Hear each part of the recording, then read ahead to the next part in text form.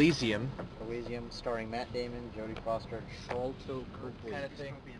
Dystopian. Where Takes Earth's place in year 2154. Earth's polluted and overpopulated, and so Diseased.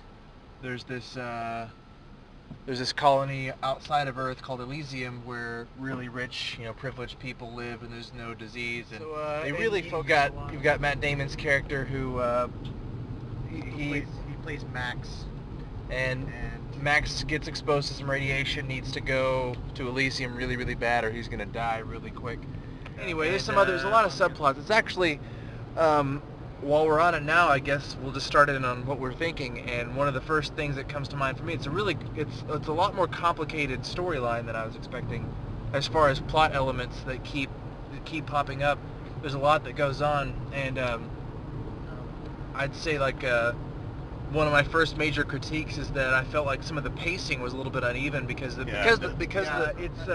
Shyamalanian almost, how uneven it was, like how long they would spend on insignificant detail and how short of an amount of time they gave to something that's really important.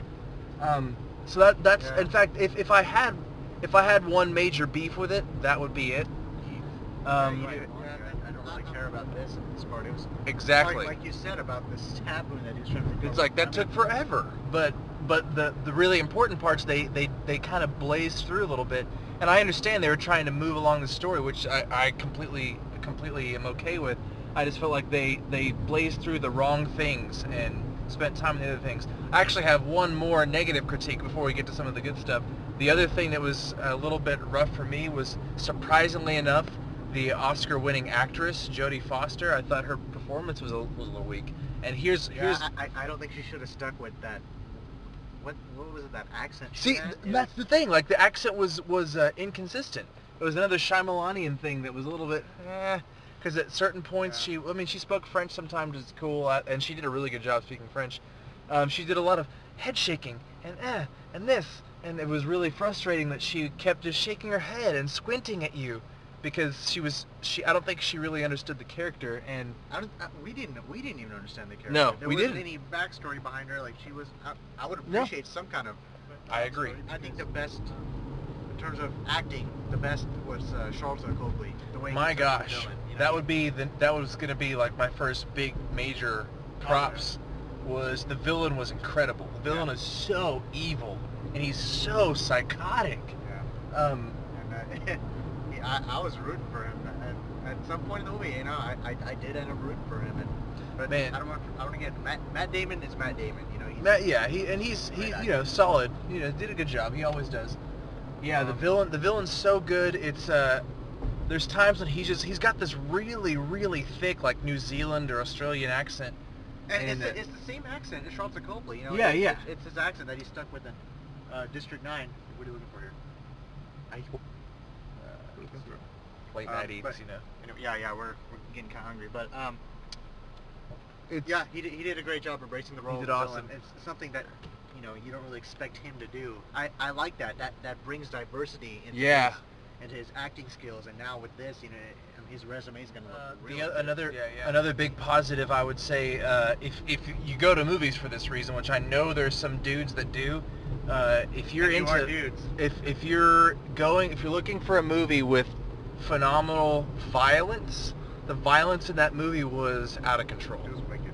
It was It was gory.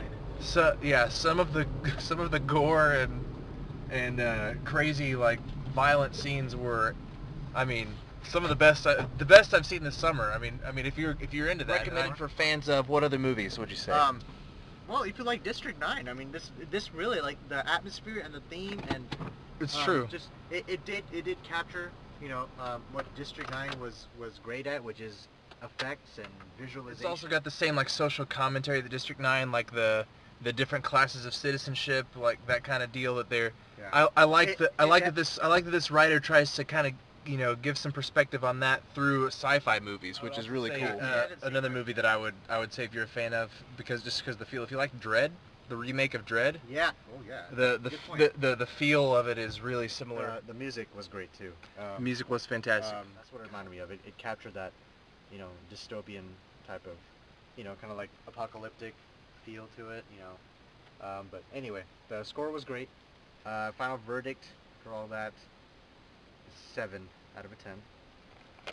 I'm gonna go with, we're not doing half numbers. I'm gonna go ahead and say, thanks to Jodie Foster, she's gonna bump me down to a 6. I would have totally said 7. She was bad enough to take me down to 6. So anyway, all that said, Elysium, if you're a fan of sci-fi and different versions of it and this dystopian thing that's kind of trendy right now, you need to see it. If you're a Matt Damon fan, you have to see this. And yeah, that's it. Alright, Ride Home Review. That's part 3. Happy summer.